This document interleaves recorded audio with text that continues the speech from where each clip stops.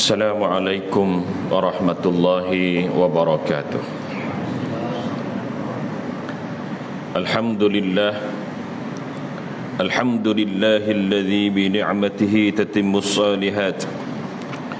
Ashhadu an la ilaha illallah al-malikul haqqul mubin wa ashhadu anna Muhammadar Rasulullah shadiqul wa'dil amin. Allahumma salli ala mab'uuthi rahmatan lil alamin Sayyidina Muhammad khatimul anbiya'i wal mursalin wa ala alihi wa sahbihi ajma'in. Subhanaka la ilma lana illa ma 'allamtana innaka antal alimul hakim wa la hawla wa la quwwata illa billahil aliyil azim. Amma ba'd.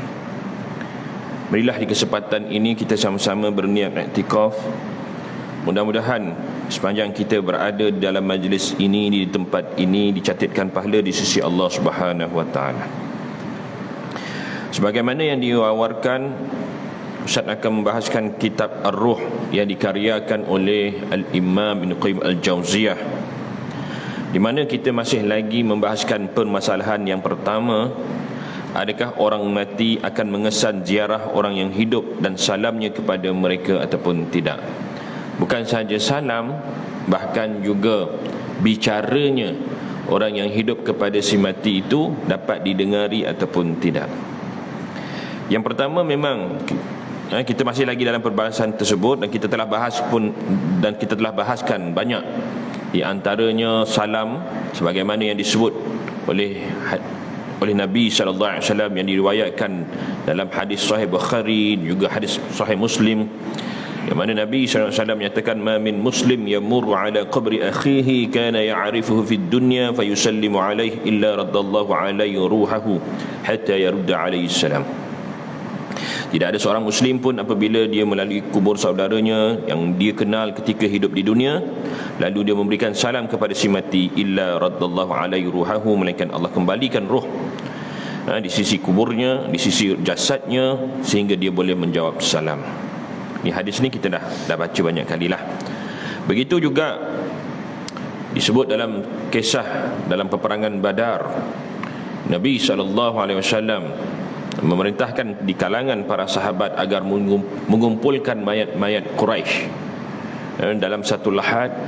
Setelah ditimbus, lalu Nabi sebut, wahai fulan bin fulan, wahai fulan bin fulan, wahai fulan bin fulan. Nabi sebut nama satu-satu.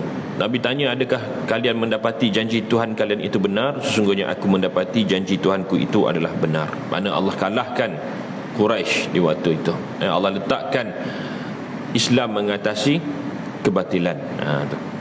Jadi sehingga kan Sayyidina Umar Al-Khattab melihat keadaan Nabi SAW sedang berbicara, berseorangan berbicara di atas kubur, maka datang Sayyidina Umar, ya Rasulullah, adakah Tuhan berkata kepada mereka yang sudah menjadi bangkai?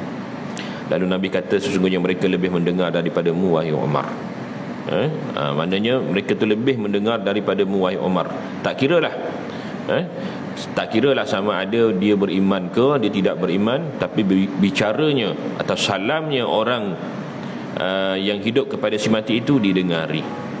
Bahkan juga disebut dalam satu hadis yang diriwayatkan oleh Ummul Mukminin Aisyah radhiyallahu anha, ma min rajulin yazuru qabra akhihi wa yajlisu indahu illa ista'nasa bihi wa radda alaihi hatta yaqum. Tidak ada seorang lelaki pun apabila dia melewati kubur ataupun menziarahi kubur saudaranya, wa yajlisu indahu, lalu dia duduk di sisi kubur tersebut, illa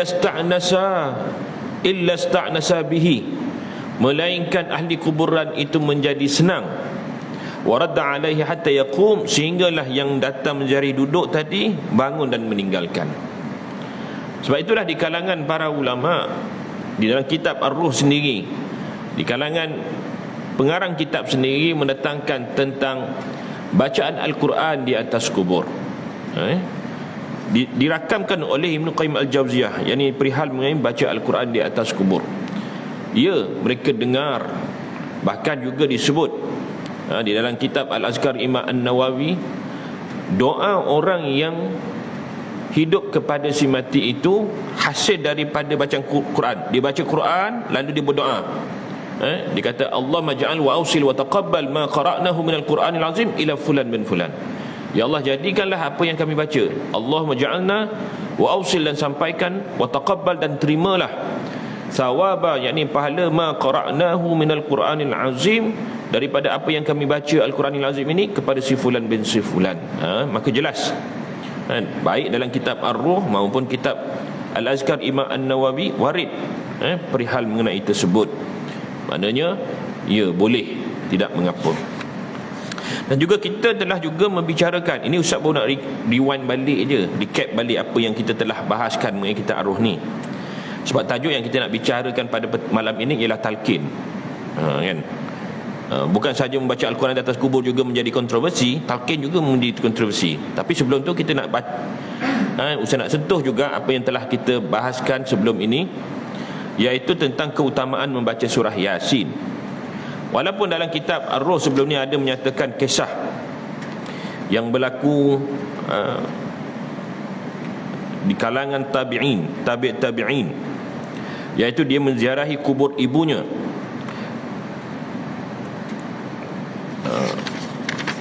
Iaitu Al-Hasan bin Hisam. Al-Hasan bin Hisam katanya, aku telah mendengar Abu Bakar At-Trusi berkata, ada seorang lelaki datang ke kubur ibunya pada hari Jumaat, kemudian dia membacakan suratul Yasin di situ. Dia datang ziarah kubur, dia duduk kat situ.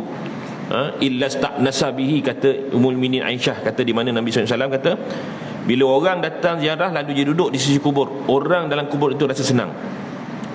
Bila mana dia datang duduk lalu dia membacakan Al-Quran, dan Quran yang dibaca itu sampai ke tak? Tak sampai, melainkan doa orang yang hidup kepada si mati itu baru sampai. Lalu dibacakan suratul Yasin. Maka aku pun datang ke kubur ibuku lalu membaca surah Yasin. Kemudian aku mengangkat tangan dengan mengatakan, ya Allah, ya Tuhanku, Allahumma, kalau memang benar engkau memberikan pahala bagi orang yang baca surah ini, maka jadikanlah pahala itu bagi sekalian ahli kuburan. Makanya dia mengharapkan apa yang dibaca itu memperolehi pahala. Lalu kalau ia diberikan pahala, maka sampaikanlah pahala ini kepada seluruh ahli kuburan, bukan kepada ibunya sahaja, tetapi meliputi kepada seluruh ahli kuburan yang ada di situ. Apabila tiba pada hari Jumaat yang berikutnya, kenapa Jumaat? Sebenarnya baca hari-hari yang lain pun boleh juga, tetapi tentang Jumaat ini, tentang kelebihan hari tersebut. Sama jugalah kalau kita nak baca hari Senin ke hari Selasa, atas sempat yang kita sempat ziarah kubur, lalu kita datang, kita baca. Dan tujuan menziarah kubur itu tidak lain dan tidak bukan untuk mengingatkan kematian. Sebagaimana Nabi SAW pernah menyatakan, kuntun nahaitu an ziyaratul kubur fazuruha, aku dulu pernah larang kamu daripada menziarah kubur. Sebab apa? Sebab dulunya di awal Islam, di mana kalangan Arab itu masih lagi terpengaruh ataupun terikut-ikut dengan amalan jahiliah, yakni meratap, mengoyak-ngoyakkan baju, menampak-nampak pipi mereka, tentang betapa malangnya diri mereka ini bila salah seorang daripada ahli keluarga mereka itu terbunuh ataupun mati, kan? Tapi setelah Islam itu faham, telah menyerap dalam sanubari mereka, mereka faham apa yang disebut sebagai takdir, dan dia faham tentang ada hidup sesudah mati, dan bagaimana Allah berikan pahala yang besar kepada keluarga yang tinggal. Allah berikan ganjaran yang besar. Sebab itu dalam doa pun kita baca, Allahumma la tahrimna ajrah, ya Allah, jangan kau halang kami daripada mendapat pahala di atas ujian kematian ini. Kan ada setiap kali kita doa ataupun ketika kita mendirikan solat jenazah itu kita baca Allahumma la tahrimna ajrah. Mana apa? Maksudnya kalau kita di kalangan ahli keluarga, kita harap, maknanya setiap ujian yang Allah berikan, termasuk ujian kematian itu, bukannya mudah, berat. Maka kalau kita sabar lalu kita redha, itu pahalanya besar. Dan kita minta supaya jangan dihilangkan pahala tersebut. Jadi sebab itulah bila mana mereka dah faham, maka Nabi kata, kuntu nahaitu an ziyaratil kubur, dulu aku pernah larang kamu daripada menziarahi kubur. Fazuruha, maka ziarahlah. Fa innaha tuzahir dunya wa tuzakkil akhirah, kerana dengan menziarahi kubur kamu akan mengingati kematian, yakni mengingati akhirat, dan kamu rasa zuhud hidup di dunia. Bahawa dunia ini bukan segala-galanya. Ketika kita hidup dalam dunia ini, di mana Allah Ta'ala kata kullu nafsin za'iqatul maut, setiap yang hidup itu pasti akan menemui kematian. Wa innama tuwaffawna ujurakum, dan akan disempurnakan bagi kamu pahala kamu, pahala yang kita janakan pada bulan Ramadan yang lalu, termasuk juga di dalam bulan Syawal, dan juga amalan-amalan yang kita lakukan di sepanjang kehidupan kita, yang Allah janjikan bermacam-macam pahala yang Allah berikan. Semua itu akan disempurnakan apabila kita dihadapkan di hadapan Allah Subhanahu Wa Taala. Faman zuhziha 'anil nar, barang siapa yang dijauhkan daripada neraka. Maksudnya zuhziha ni mana dah ditimbang dan dibicarakan di hadapan Allah Taala, akhirnya dia dijauhkan daripada neraka, keputusan Allah, lalu dia dijauhkan daripada neraka, wa yudkhilul jannah, lalu dimasukkan ke dalam syurga, faqad faz, maka dialah orang yang berjaya. Dan Allah menyatakan lagi di akhir ayat itu dengan mengatakan wa ma hayatud dunya illa mata'ul ghurur, dan bukanlah kehidupan di dunia ini melainkan kesenangan yang menipu. Di akhir ayat itu Allah Ta'ala kata tidaklah kehidupan ini melainkan kesenangan yang menipu. Betapa manusia di akhir ini mengejarkan keduniaan, mencari kesempurnaan, walhal dunia tidak pernah menjanjikan kesempurnaan. Tidak pernah. Bahkan juga Nabi menyatakan bahawa manusia ini tidak akan cukup kalau nak diberikan mereka ini segunung emas sebesar Uhud, nescaya dia nak lagi segunung lagi. Dewasa ini bila harga barang naik, macam-macam kata kita kena kumpul duit dengan emas, carilah emas kan. Emas 1 gram berapa? 200 lebih, nak masuk 300. Tengok jenis emas apalah. Semuanya dalam 200 lebih. 1 gram. Kan? Kalau 1 kilo, 1 kilo berapa? Kalau 280, kalau 1 kilo itu mau 280,000. Kan? Itu. Bayangkan emas sebesar gunung Uhud. Gunung Uhud tu panjangnya sahaja sudah 7 km, tingginya lagi itu 1 km. Solid batunya. Berapa kilo agaknya? Berapa ribu tan. Itu kalau di-convert dengan duit tu berapa? Infinity. Tak terkira. Walaupun diberikan emas sebanyak itu, tetap juga tak cukup. Dia perlukan segunung lagi emas. Itu menunjukkan bahawa dunia ni tak pernah mencukupi. Dunia tidak pernah menjanjikan kecukupan. Walaupun kita pujuklah diri kita rasa cukup, kita cukup. Kadang-kadang orang yang kata cukup pun tak cukup juga. Kan?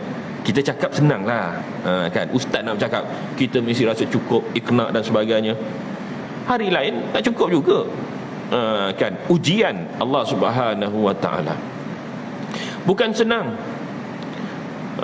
Lihatlah saja apa yang berlaku. Bab harta ini tak payahlah kita nak sembang banyak, kan? Surah Anfal yang Allah Ta'ala turunkan, harta rampasan, mengenai harta rampasan, itu berlaku. Surah Anfal itu turun dalam bulan Ramadan, bila mana kita pun tahu kisah perang Badar, bila mana Abu Sufyan terlepas saja daripada sekatan Nabi. Sekatan itu pun disebabkan harta juga. Bila mana orang Islam tahu bahawa Abu Sufyan mengambil semua harta-harta yang ditinggalkan oleh Muhajirin, harta, kemudian tujuannya diambilkan harta untuk dijual di negara Syam. Mereka keluar pun nak ambil harta mereka sendiri. Harta, nampak harta. Jadi bila Nabi SAW tanya pada mereka, macam mana? Okey, kita tahan mereka di Badar. Lalu bila mana mereka pergi ke Badar,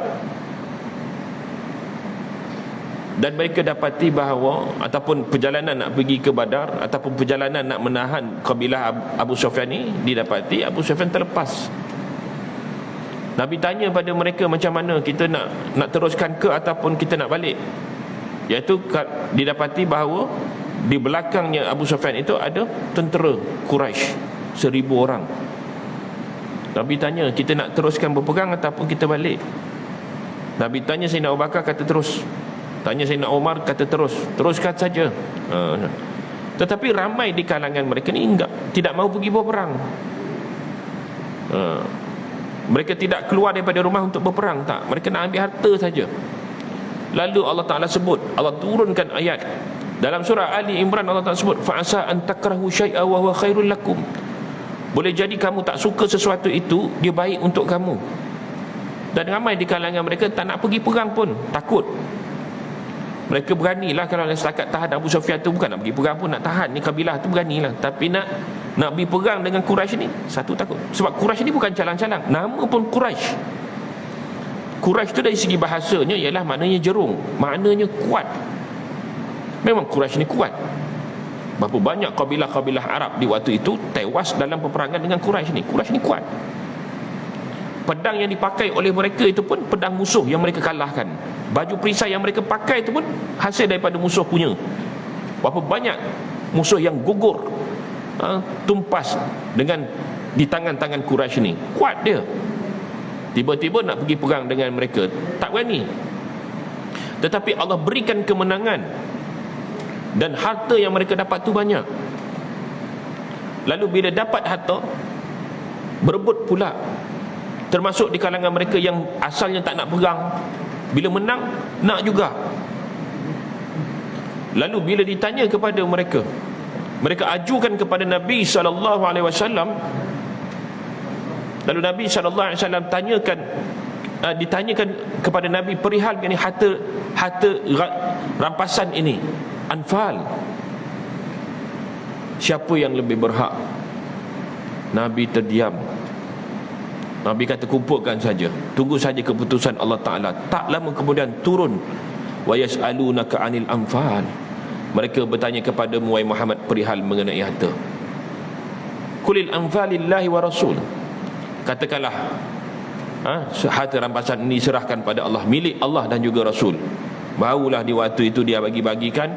Nabi hanya dapat 1/5 je daripada 4/5 tu dibagikan mereka yang terlibat dalam peperangan. Harta disebabkan merebutkan harta, maka turunnya surah Anfal. Dalam perang Hunain lagi dahsyat, yang berlaku pada tahun yang ke-8 Hijrah. Nabi dapat harta yang banyak.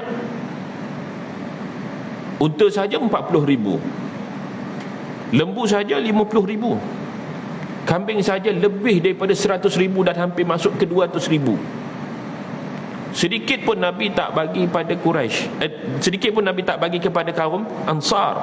Nabi bagi pada Quraisy, mereka yang baru masuk Islam. Sehingga mereka mengatakan bahawa laqiya Rasulullah sallallahu alaihi wasallam qaumahu. Yalah, Rasulullah jumpa kaum dia tak ingatlah kita. Laqiya Rasulullah sallallahu alaihi wasallam qaumahu wa yatrukuna. Rasulullah jumpa kaum dia, ditinggalkan kita. Nampak harta punya hal. Sehingga kan Nabi terpaksa panggil mereka. Nabi pulihkan balik. Benarlah, ini bukan calang orang, ni sahabat ni. Sahabat-sahabat yang terlibat dalam peperangan, yang bersama dengan Nabi. Ustaz rasa tentang pernah dengar kisah ni semua. Yang apa nak Ustaz ceritakan di sini ialah Allah Ta'ala akhiri kullu nafsin za'iqatul maut. Setiap yang hidup pasti akan menemui mati, dan akan disempurnakan bagi kamu agama kamu, pahala kamu. Barang siapa yang dijauhkan daripada neraka dan dimasukkan ke dalam syurga, mereka itulah orang yang berjaya. Wa ma hayatud dunya, dan bukanlah kehidupan di dunia ini melainkan kesenangan yang menipu. Tu keyword tu, kesenangan yang menipu. Jadi hakikatnya hidup ini begitu. Betapa ramai manusia yang mencari kehidupan di dunia, mencari kesempurnaan, tidak akan sempurna. Hakikatnya dunia ini Allah akan hancurkan sehancur-hancurnya. Tengok sajalah dalam surah Al-Fajr. wa ta'kuluna turasa aklan lamma. Tengoklah, ada golongan yang memakan harta pusaka yang bukan hak dia pun dia makan juga. Dihilangkan nama-nama waris kerana nakkan harta tersebut. Ini berlaku di akhir zaman, lagi berlaku ni tuan-tuan.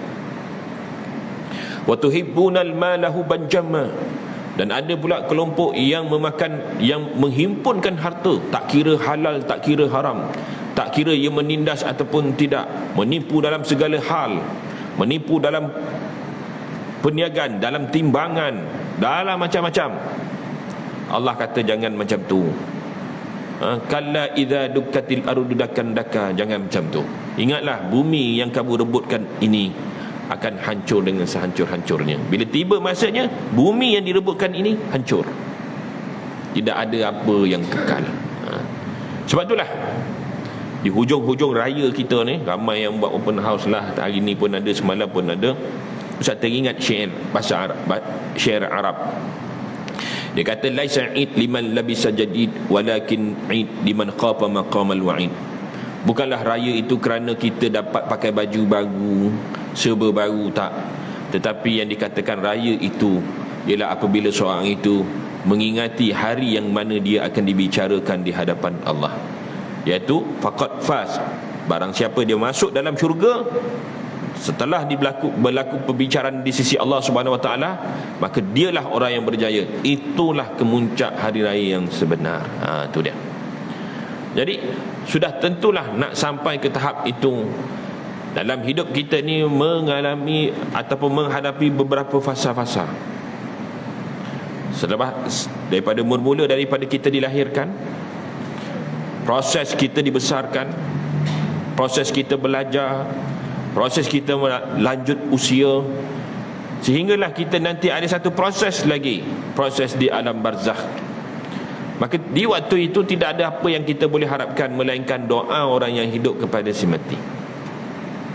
Sebab itulah kita datangkan tajuk ruh ini, bukan sekadar nak membicarakan apa yang kita hidup di dunia ni. Wa amma takhlas hidup dunia ni dia sudah je. Tetapi bagaimana kehidupan kita yang seterusnya. Maka sebab itulah mengingati mati ataupun dipanggil zikril maut, itu sebagai suatu break. Yang ni kalau kita bawa kenderaan, break untuk mengingatkan kita. Dalam kita nak berjalan jauh, banyak benda yang kita kena cek kenderaan kita ni, wipernya, signalnya, lampunya, semualah, enjinnya. Dan yang paling terpenting ialah brake. Kerana brake itu, kalau kereta bagus mana pun, kalau brake itu tidak berfungsi, ia bukan sahaja tidak selamat dibawa, bahkan dia boleh membawa kecelakaan kepada pemandu dan seluruh ahli keluarganya. Dan yang lebih malang, kalau tidak bernasib baik, kematian. Maka brake yang berfungsi adalah brake yang boleh menyelamatkan kenderaan daripada terjerumus, jatuh ke dalam gaung ataupun kecelakaan, yang akhirnya dapat menyelamatkan pemandu dan juga ahli keluarganya. Ku anfusakum wa ahlikum nara. Peliharalah dirimu dan ahli keluargamu daripada bakaran api neraka. Maka mengingati mati adalah merupakan brake bagi sebuah kenderaan. Maka sebab itulah diingatkan, laisa id liman labisa jadid, bukanlah raya itu kerana dapat pakai baju baru, akan tetapi yang dikatakan maksud raya itu kita ingat tentang perjanjian, hari yang mana tidak bergunanya harta dan anak penak, melainkan mereka yang datang kepada Allah Ta'ala dengan hati yang menyerah diri. Mudah-mudahan kita termasuk di kalangan orang yang sentiasa beringat dan dipermudahkan dalam perhitungan di sisi Allah Ta'ala, seterusnya diampunkan dosa dan dimasukkan ke dalam syurga. Mudah-mudahan. Baik, kita nak masuk bab yang terakhir, iaitu talqin. Malam ni lah, bukan dalam buku ni, tapi dalam bab hari ini, iaitu talqin sangat berguna, ataupun talqin itu berguna kepada si mayit di dalam kuburnya. Dan yang menunjukkan hal ini lagi, kata pengarang kitab, iaitu apa yang dibuat orang ramai dahulu dan sekarang, iaitu baca talqin ini bukan baru ni saja, bukan di Malaysia saja, bahkan juga ianya juga berlaku di negara Arab. Isu sama ada diamalkan lagi ataupun tidak, itu bab lain. Tetapi apa yang didatangkan oleh Imam Ibn Qayyim Al-Jauziyah dalam kitabnya, iaitu dalam hal talqin ini bermanfaat kepada siapa? Kepada si mati. Walaupun talqin ini diambil kata lakidu, dalam ayat Quran, lakinu mautakum la ilaha illallah, yang ini ajarkanlah orang yang mati di kalangan kamu itu kalimah la ilaha illallah. Maka lakinu ini merujuk kepada orang yang menghadapi sakarat, membaca Al-Quran, membaca Yasin, itu yang lebih manfaat kepada mereka yang masih hidup. Tetapi ia juga memberikan manfaat kepada yang telah meninggal dunia. Sebab itu didatangkan oleh Ibn Qayyim Al-Jauziyah dalam bab talqin berguna kepada si mayat di dalam kubur. Dan juga diamalkan dahulu, dan yang menunjukkan hal ini lagi, iaitu apa yang dibuat oleh ramai orang dahulu dan sekarang, dengan membacakan talqin kepada si mati ke atas kuburnya. Semua itu tentulah si mati itu mendengarnya dan dapat manfaat daripadanya. Kalau tidak, kata Ibn Qayyim Al-Jauziyah, tentulah semua ini tiada gunanya sama sekali. Imam Ahmad bin Hanbal rahimahullah ta'ala pernah ditanya tentang masalah ini, yakni perihal mengenai talqin, dan dia telah menganggap perbuatan itu baik, jayyid, boleh buat, kerana ia telah dibuat oleh ramai orang. Mara'ul muslimuna hasanan fahuwa indallahi hasanun. Apa yang dilihat oleh majoriti umat Islam itu baik, maka ia juga baik di sisi Allah Subhanahu wa taala. Ini kawaid fiqh. Ada sebuah hadis dhaif, hadis yang lemah. Hadis ini dhaif. Dia bukan hadis hasan, dia bukan hadis sahih, apatah sahih lagi tidak. Dan hanya satu hadis ni je, hadis dhaif, yang disebut oleh At-Tabrani dalam kitab Mu'jamnya daripada Abu Umamah, katanya telah bersabda Rasulullah sallallahu alaihi wasallam, apabila matinya seorang daripada kamu dan telah diratakan tanah kuburnya, maka hendaklah seorang di antara kamu berdiri di atas kuburnya seraya berkata, wahai fulan anak si fulanah. Nanti si mati itu akan mendengar. Kan tadi dengar tak si mati itu? Dengar. Salam orang yang hidup kepada dia pun didengari, tak kira orang itu beriman ataupun tidak. Kalau tak dengar, apa Nabi ajar? Beri salam, assalamualaikum ya ahli diyar minal muslimin wal mu'minin antum sabiqun wa inna insyaallah bikumul lahikun. Maknanya dia dengar. Begitu juga kalau orang itu tidak beriman ataupun ahli maksiat lah contohnya, dia dengar tak? Dengar. Kalau tidak, takkan Nabi boleh cakap ketika dalam perang Badar tu. Maksudnya dengar, mereka dengar. Wahai fulan anak si fulanah, nanti si mati itu akan mendengar, tetapi tidak boleh menjawab. Kalau dijawab pun kita tak boleh dengar, kerana kita berada dalam dimensi yang berbeza. Kemudian hendaklah dia berkata lagi, wahai fulan anak si fulanah, nanti dia akan bangun dan duduk. Yang bangun duduk itu adalah roh. Adapun jasadnya tetap kaku macam tu juga. Tentang tak payah nak gali kubur nak tengok berdiri ke duduk, tak ada. Yang berduduk itu adalah roh. Kan? Walaupun roh itu telah dikembalikan di sisi jasadnya, masuk dalam jasad, boleh tak jasad hidup? Tak boleh juga. Sebab jasad hanya boleh jasad boleh hidup kalau roh masuk, kalau semua anggota badan itu masih berfungsi. Maksudnya tidak rosak. Ingat, bila roh keluar daripada jasad, dalam a few second saja organ dalam badan kita ni dah tak boleh berfungsi. Darah kalau tak masuk dalam dekat bahagian saraf tangan ke apa, mati tangan tu. Walaupun roh masih ada lagi. Kan? Tak kira lah tangan ke kaki ke, kan? Membusuk dia. Bukan makna tak ada roh. Ada roh, tapi roh memerlukan jasad yang baik. Apatah lagi kalau roh dah keluar daripada jasad, berlakunya proses kematian. Apa yang berlaku pada badan ialah proses pereputan. Bila jantung dah berhenti, darah dah tak mengalir, semua proses dalam badan ni reput. Meskipun roh kemudian dikembalikan ketika selepas dimandikan, dikembalikan jasad dalam jasad, roh tu dalam jasad, tetap juga jasad tak boleh bangun dah tak boleh dah. Sebab apa yang ada pada organ badan ni semua sudah tidak berfungsi lagi. Apabila dibawakan jasad tadi ke dalam kubur, roh tu ada dalam jasad tu. Apabila dah dimasukkan dalam kubur, diratakan tanah, disebut namanya, dia dengar. Kali kedua disebut, dia duduk. Yang duduk tu roh. Jasad tetap macam tu. Tetap dia kaku, dikapankan. Kemudian hendaklah dia berkata lagi, wahai fulan anak si fulanah. Nanti dia akan bangun dan duduk. Kemudian hendaklah meneriak lagi, wahai fulan anak fulanah. Kini si mati itu akan berkata, tunjukilah aku, moga-moga Allah merahmati kamu. Akan tetapi kamu sekalian tiada dapat mendengar. Kemudian hendaklah dia mengatakan pula, yakni orang yang bercakap tadi, ingatlah sesuatu yang kerananya engkau telah keluar daripada dunia ini, iaitu syahadah la ilaha illallah Muhammad Rasulullah, dan bahawasanya engkau telah meredai Allah. Raditu billahi, asyhadu an la ilaha illallah wa asyhadu anna Muhammad Rasulullah, raditu billahi rabba wa bil islami dina wa bi Muhammadin sallallahu alaihi wasallam nabiyyan wa rasula. Artinya, tiada Tuhan melainkan Allah, dan bahawasanya engkau meredai Allah itu sebagai Tuhan, meredai Islam itu sebagai agama, dan meredai Muhammad sallallahu alaihi wasallam sebagai nabi, dan Al-Quran sebagai pemimpin. Kelak muka nakir akan berundur daripada situ. Yang satu mengatakan kepada temannya, mari kita pergi dari sini, dan tidak perlu lagi kita berada di sini, kerana orang ini telah diberitahu hujah-hujahnya, dan Allah dan Rasulnya akan menjadi pendindingnya. Kemudian ada seorang bertanya kepada Rasulullah SAW, wahai Rasulullah, kalau kita tidak tahu nama ibunya bagaimana?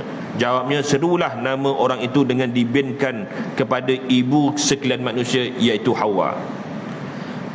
Hadis ini hadis dhaif. Tu dia.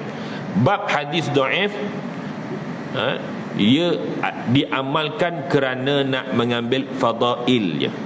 Fadilat, fadail. Nak beramal boleh? Boleh. Kalau tak nak buat boleh? Boleh. Sebab tu di kalangan para ulama, mereka khilaf dalam hal ni. Kalau nak beramal, ya silakan, tidak mengapa. Kalau tak nak amal pun tak apa. Kerana bila seorang itu meninggal dunia, dia sudah terputus. Padanya lah dia akan dibicarakan oleh Allah Subhanahu Wa Taala. Ini dipanggil fadail, kelebihan.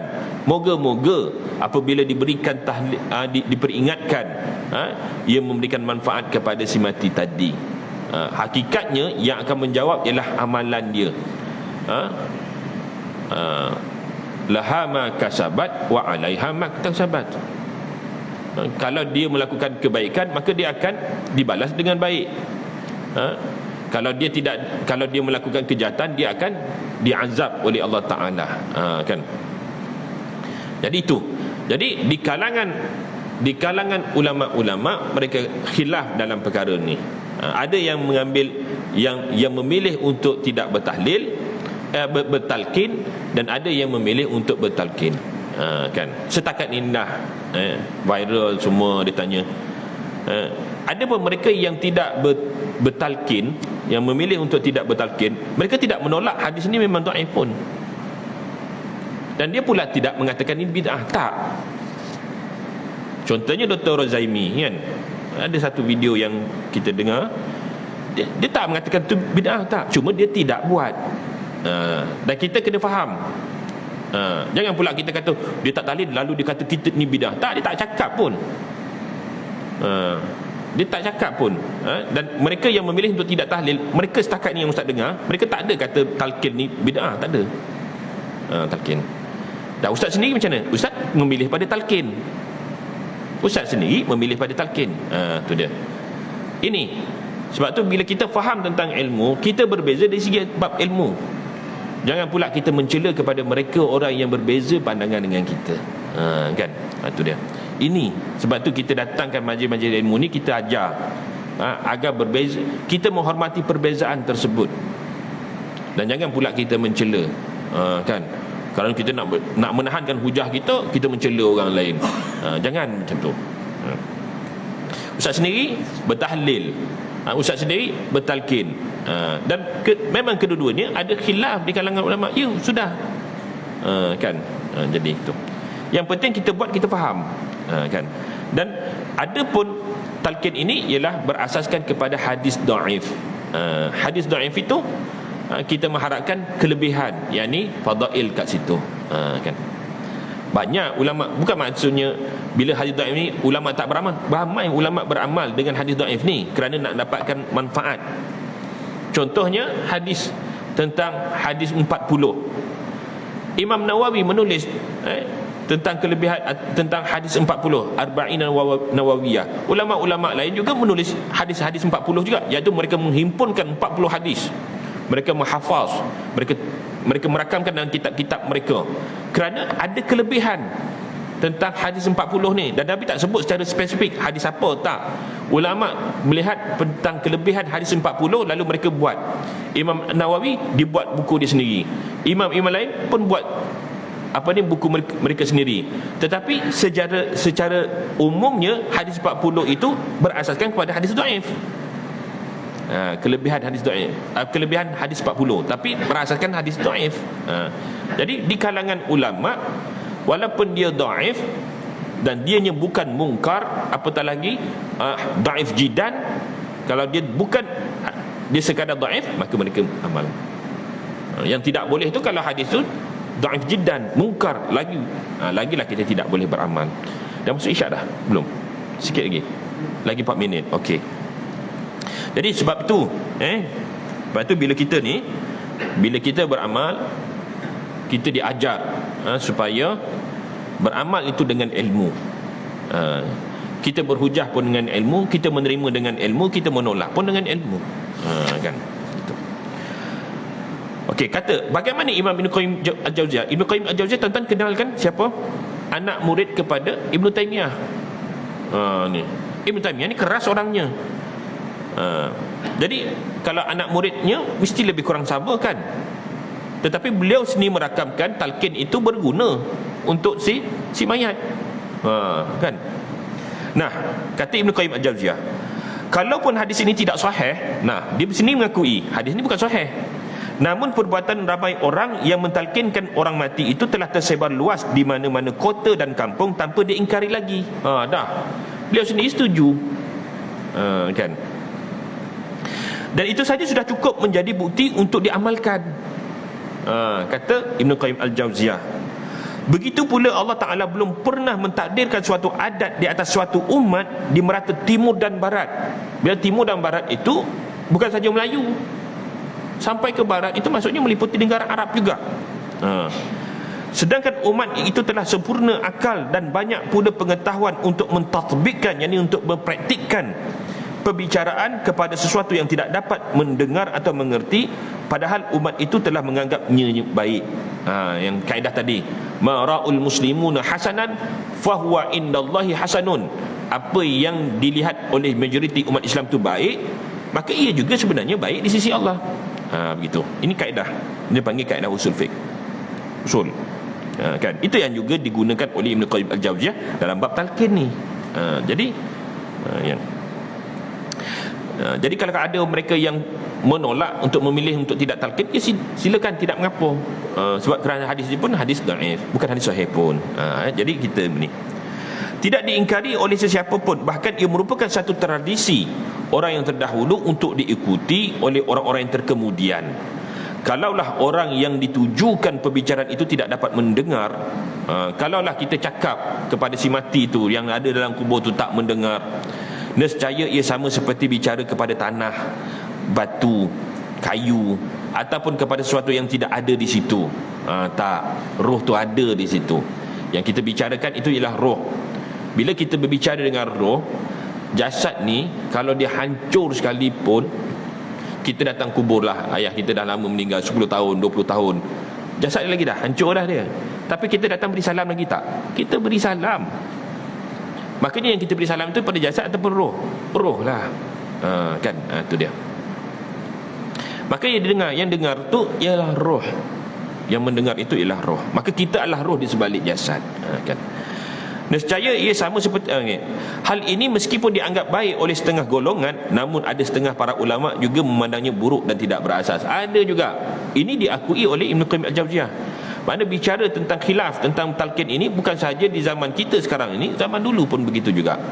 Nah, yang lebih penting ialah menghormati perbezaan tersebut. Itu yang penting. Jadi nak membezakan orang itu berilmu ataupun tidak, tengok bagaimana cara mereka reaksi. Kan? Abu Dawud telah meriwayatkan suatu hadis dalam sunannya dengan suatu sandaran yang boleh dipakai, iaitu bahawa Nabi SAW menghadiri satu jenazah. Apabila mayat itu selesai dikuburkan, Nabi berkata, doakan bagi saudaramu supaya ia teguh, kerana ia sekarang sedang disoal. Nah, kalau tak nak talqin pun tak apa. Apa yang kita boleh bantu? Talqin tadi tujuannya untuk membantu. Nah, kalau tak nak talqin pun tak apalah, doakan saja untuk saudaramu yang telah mati ini, kerana sesungguhnya ia sedang disoal. Kan? Talqin tujuannya untuk membantu, doa juga tujuannya untuk membantu. Mana itu saja yang kita harapkan. Yang kita harapkan ia boleh membantu. Sebab yang Ustaz ceritakan di awal tadi, kehidupan kita ni, bila kita telah dipanggil oleh Allah Ta'ala, berada dalam keadaan di alam barzah, tidak ada apa yang kita harapkan, melainkan kita minta bantuan daripada mereka yang hidup, yakni doa orang yang hidup kepadanya. Kan? Itu yalah, kita belum meninggal lagi, sebab tu kita boleh tak kisah. Tapi bila kita dah meninggal nanti, itulah yang kita harapkan. Kan? Sikit lagi, nanti lagi sikit lagi, 2 minit. Okey. Nabi SAW telah memberitahu kita bahawa si mayat itu sedang disoal. Kalaulah ia disoal, maka ia sudah tentulah dapat mendengar segala soalan itu. Makanya roh itu mendengar. Ada satu riwayat yang sahih daripada Nabi SAW bahawa si mayat itu mendengar tapak kaki orang yang menghantarkan jenazahnya tatkala mereka mula beredar untuk pulang. Pokoknya yang nak diceritakan, talqin itu manfaatnya apa? Bila disampaikan kepadanya, itu didengari. Talqin itu disebutkan wahai fulan bin fulan, wahai fulan bin fulan. Maksudnya dengar tak? Isunya ialah nak cerita, dengar tak si mayat itu akan talqinnya kita tu? Jawapannya dengar. Kan? Itu dia. Jadi itu saja yang saya nak kongsikan pada hari ini, yang terdapat dalam kitab Ar-Ruh ini. Mudah-mudahan kita mendapat manfaat bersama. Yang baik itu datang daripada Allah, yang silap, yang salah itu datang kelemahan ustaz dalam menyampaikan. Kadang-kadang mesejnya betul, tapi cara kita menyampaikan itu tidak tepat. Tadi itu datang daripada kelemahan ustaz sendiri. Ustaz mohon maaf. Aqulu qawli hadza wa astaghfirullah. Bismillahirrahmanirrahim. Alhamdulillahirabbil alamin wassalatu wassalamu ala asyrafil anbiya'i wal mursalin wa ala alihi wa sahbihi ajma'in. Allahumma faqihna fid din wa 'allimna ta'wil. Allahumma ij'alna minal ladzina yastami'una al-qaul fanattabi'una ahsanah. Wa sallallahu ala sayyidina Muhammad wa ala alihi wa sahbihi wasallam. Walhamdulillahirabbil alamin. Assalamualaikum warahmatullahi wabarakatuh.